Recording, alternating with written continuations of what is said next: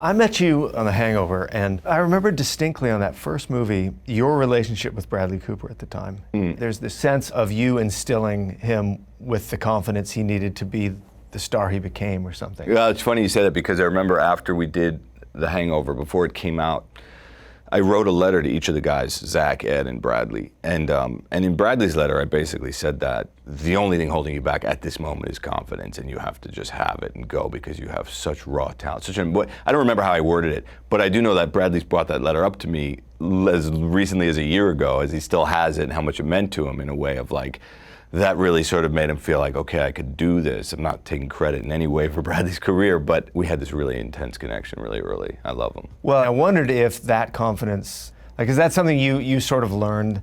Like, how do you set a tone on the film so that people will go where you want to go? And it's really one of the key things about directing, and this is not my quote, I've read this, but it's the truest quote. Like, it's really important to set the tone of the movie on the set of the movie, because that sense finds its way into the film. So what's the tone of my movies? Well, it's mayhem. You come to our set and it does feel a little bit like the inmates are running the asylum. And it's not that we don't know what we're doing, we really do, but we like this kind of loose vibe of like, you know what if we do it over there? Let's just fuck it. I know we set up to shoot it here, but let's just fucking shoot it over there. And it's like this sense, I remember Robert Downey telling me on Due Date, he's like, I've never been on a movie, like I feel like I'm on a student film.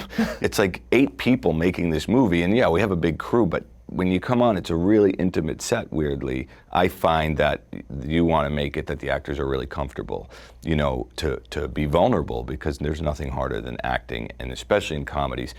So often you're trying something that doesn't work, but you want them to feel free to try that and then not go, what the fuck was that? You just go, all right, let's do another one where blah, blah, blah. So there's just this really sort of renegade and loosey-goosey thing we try to keep with the movies. you know, he told a story about how on Due Date, he would come in every day and have no regard for what was on the script. Yeah. And he would want to like just throw it out and try something new.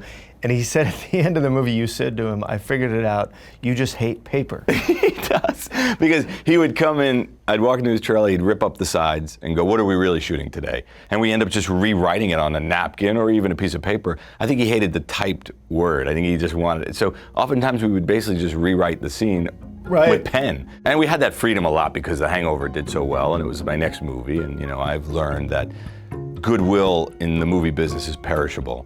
When you have it, you have to use it.